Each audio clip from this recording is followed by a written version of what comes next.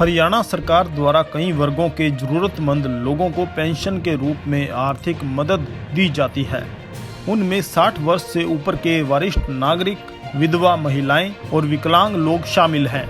किंतु प्रशासन में बैठे घूसखोर लोगों के साथ साठ-गांठ कर कुछ लोग अपनी नाजायज पेंशन लगवा लेते हैं। ऐसे लोगों से अब सरकार ने पैसों की रिकवरी करने का अभियान चलाया है। सरकार ने पिछले वर्ष सक्षम युवाओं की मदद से सभी ग्रामीण व शहरी क्षेत्रों में सर्वे करवाया था, जिसमें हर जिले में ऐसे सैकड़ों लोग मिले हैं जो रिटायर पेंशन लेने के बावजूद बुढ़ापा पेंशन का भी लाभ उठा रहे हैं।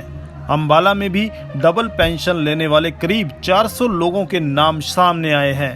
जिला कल्याण विभाग अंबाला ने 275 लोगों से 5 महीने में लगभग 2 करोड़ रुपए की रिकवरी की है।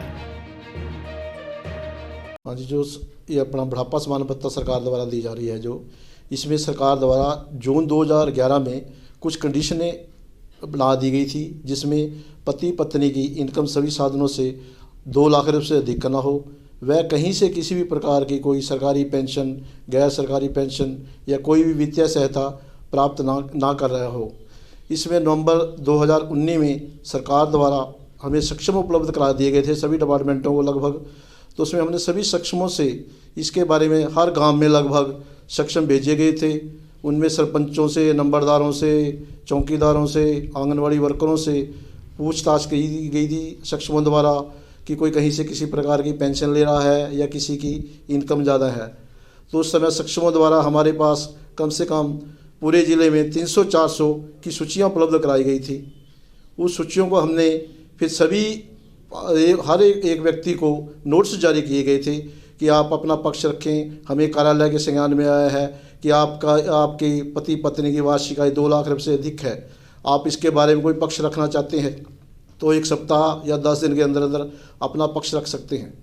उसमें कुछ लोगों ने अपने पक्ष रखे, हमने उनके पतियों की कापियाँ चेक की, जिसमें हमें पाया गया कि किसी के पति को 20,000 पेंशन मिल रही थी, किसी के पति को 25,000 मासिक पेंशन मिल रही थी।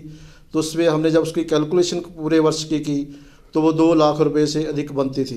कुछ लोगों ने माना भी है कि हमारी इनकम 2 लाख रुपए से अधिक थी, लेकिन हमें इसका ज्ञान नहीं था कि 2 लाख रुपए से अधिक वाले पेंशन नहीं ले सकते। इसमें कुछ लोगों द्वारा जब पेंशन लगवाई गई थी उस समय तो उनकी इनकम कम थी, लेकिन समय समय पर जैसे कर्मचारी का DA बढ़ गया या कोई उसकी बढ़ोतरी हो गई या 7th पे कमीशन 2016 से सरकार द्वारा लागू किया गया था, उसमें लगभग 90% पेंशनरों की आय बढ़ गई थी। उसमें उनकी पतियां पेंशन के अयोग्य हो गई थी। अब हमने ये अभियान चलाया है, सभी को नोट्स भेजे गए हैं। लगभग 400-450 हमने नोट्स भेजे थे, जिनमें से लगभग 170-80 के करीब लोगों ने तो रिकवरी अपनी जनवरी 2016 से जमा करवा दी गई है। कईयों द्वारा 12% ब्याज भी जमा करवा दिया गया है और कुछ लोग अभी 200-250 लोग ऐसे और हैं जिन द्वारा ना तो कोई रिकवरी जमा कराई गई है और ना ही उसके बारे में कोई उनका द्वारा कोई जवाब दिया जा रहा है। वो कहते हैं कि हमें तो अब हमारे पास तो है नहीं, हमने तो पैसे लेके खर्च कर लिए, हम कहाँ से दें।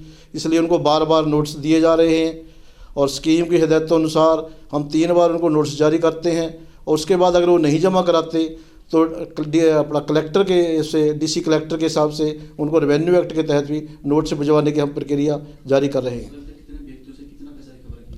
हमने 160-70 के लगभग कर लिया। इसमें लगभग 1 करोड़ 85 लाख रुपया हमारा रिकवर हो गया आज तक।